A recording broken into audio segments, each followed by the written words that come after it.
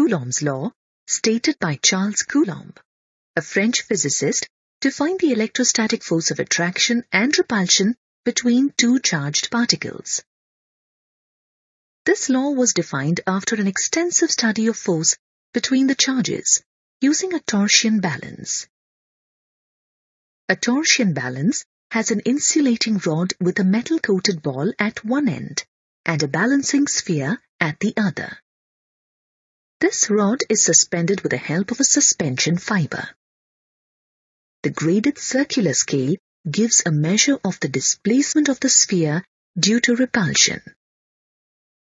Another static sphere, which is identical in size to the metal-coated ball, is placed at the zero mark. A micrometer screw at the top helps adjust the distance between the free and rotating spheres. The static sphere is first given a charge Q by bringing a charged object in contact with it.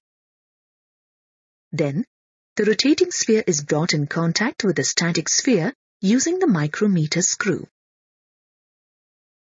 Due to conduction, the charged static sphere now loses half of its charge, that is, Q by 2 to the other sphere. This happens because the two metal spheres are identical in size. Now, both the spheres are identically charged with a charge of Q by 2 each. They start repelling each other since like charges repel. The measure of repulsion is the amount of deflection or the angle through which the sphere attached to the rod is displaced. The static sphere is now discharged by grounding. To recharge the static sphere, the rotating sphere is brought in contact with the static sphere using the micrometer screw. Again, due to conduction, the spheres now have a charge Q by 4 each. As both the spheres are identically charged, they repel each other. However, the angle of deflection observed is lesser than the previous observation for charge Q by 2 on each sphere. Therefore, it can be concluded that as the charge on the spheres decreases, the force of repulsion between them also decreases. From these experiments with charged spheres at constant distances, it was concluded that the electrostatic force between two charges is directly proportional to the product of the charges. If the charges are Q1 and Q2, then electrostatic force F between them is proportional to Q1 into Q2. Let this be equation 1. Now, keeping the charge on each sphere constant, if the distance between the charged spheres is varied using the micrometer screw, the angle of deflection is found to be inversely proportional to the square of the distance r between the charges.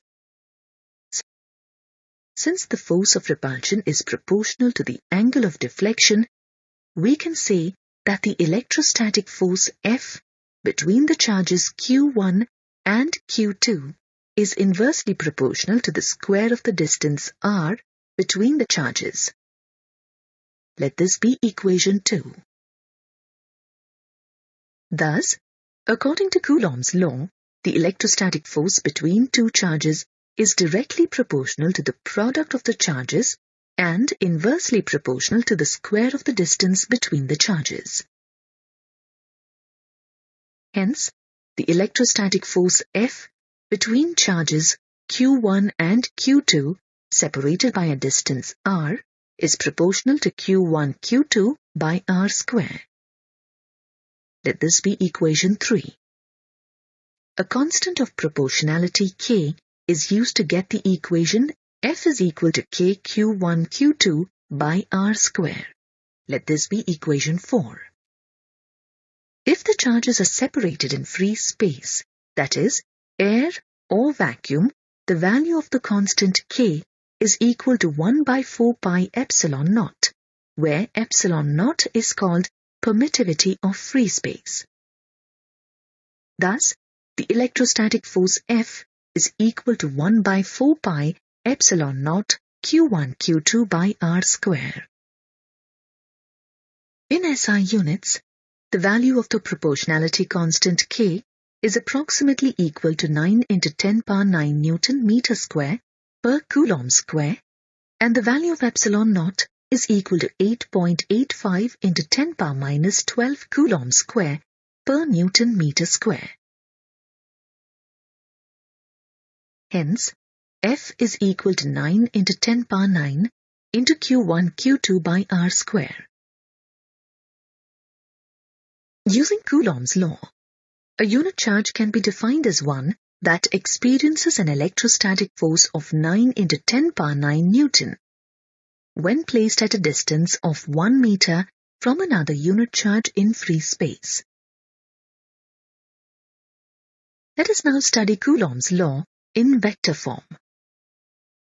Let the charges Q1 and Q2 be at positions specified by the position vectors R1 and R2 with respect to the origin O.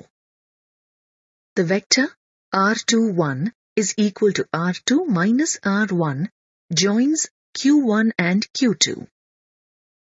The force on Q1 due to Q2 is F12. The force on Q2 due to Q1 is F21. In vector form, we can express Coulomb's law as shown.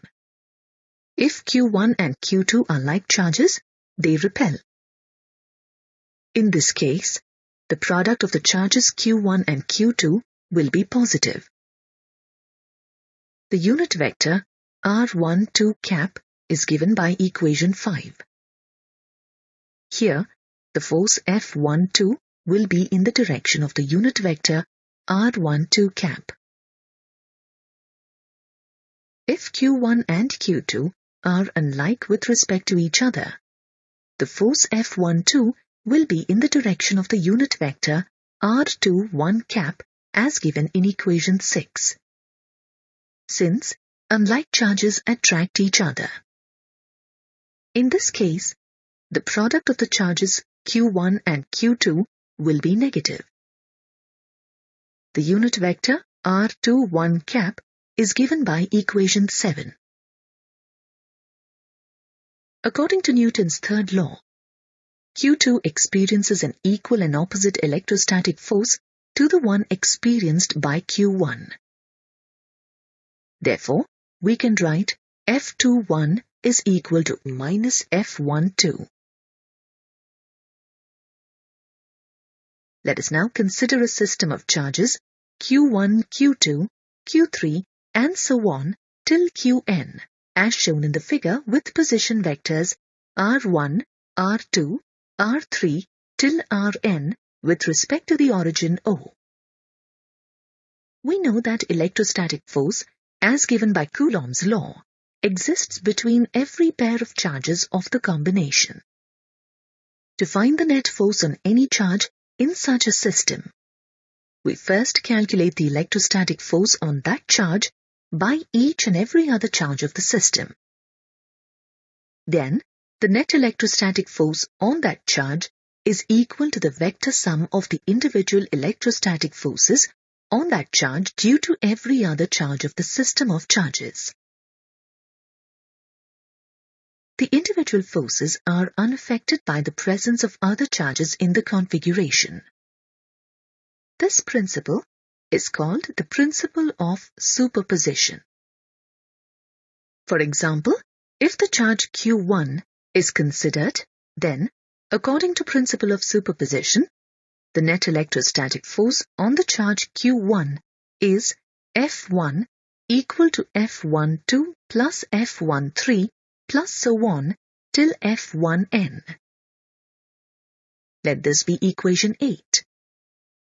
F12 is the force on the charge Q1 due to Q2 and is equal to 1 by 4 pi epsilon naught into Q1 Q2 by R12 square into R12 cap.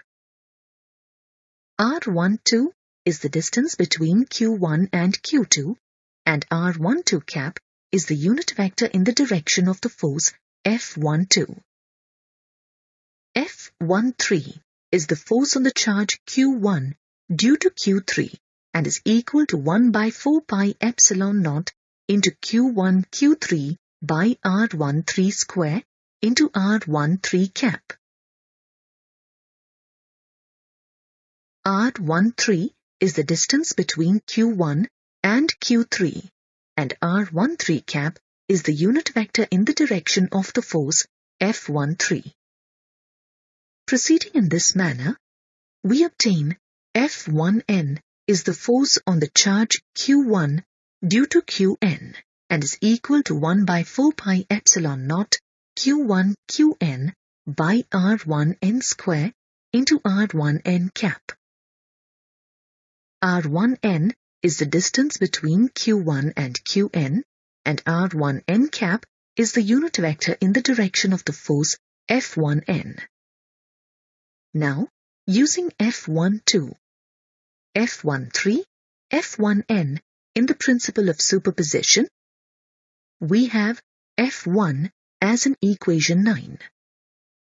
Thus, net electrostatic force on Q1 is F1 is equal to 1 by 4 pi epsilon naught into Q1 into sigma I equal to 2 to NQI by R1I square into R1I cap. Let this be equation 10. To understand the superposition principle more clearly, consider the charge configuration consisting of charges Q1, Q2 and Q3 with position vectors R1, R2 and R3 respectively with respect to the origin O. F12 is the force on the charge Q1 due to Q2 and is equal to 1 by 4 pi epsilon naught Q1 Q2 by R12 square into R12 cap. R12 is the distance between Q1 and Q2, and R12 cap is the unit vector in the direction of the force F12. F13 is the force on the charge Q1 due to Q3 and is equal to 1 by 4 pi epsilon naught into Q1 Q3 by R13 square into R13 cap. R13 is the distance between Q1 and Q3, and R13 cap is the unit vector in the direction of the force F13. To find the net force F1 on Q1 due to the other charges in the system, we should apply the principle of superposition. That is, we should have F1 is equal to F12 plus F13 vectorially. This we can do by using parallelogram law of vectors as shown. Then the direction of F1 will be along the direction of the diagonal of that parallelogram. The magnitude of F1 will be equal to root over F12 square plus F13 square plus 2F12 F13 cos theta, where theta is the angle between F12 and F13. By knowing the values of the parameters involved, the net force F1 on Q1 can be calculated. Now, let us consider the electrostatic force between two electrons having a charge equal to basic unit of charge E, which is equal to minus 1.6 into 10 power minus 19 Coulomb, and separated by 1 meter in vacuum. The magnitude of the electrostatic force between them, according to Coulomb's law, is given as Fe equal to 1 by 4 pi epsilon naught E square by R square, where R is equal to 1 meter. Substituting the values of the various parameters, we have the electrostatic force between the two electrons is equal to 23.04 into 10 power minus 29 Newton. Let this be equation 11. Let us now compare the electrostatic force between these electrons with the gravitational force between them. The gravitational force F between the electrons is G into M1 M2 by R square, where M1 and M2 are the masses of the electrons, which are equal to 9.1 into 10 power minus 31 kilogram each. Substituting the values of the various parameters, we have the gravitational force between them is equal to 552.34 into 10 power minus 73 Newton. Let this be equation 12. Dividing equation 11 by equation 12, we have the ratio between electrostatic and gravitational forces, and we can see that the electrostatic force is enormously greater than the gravitational force.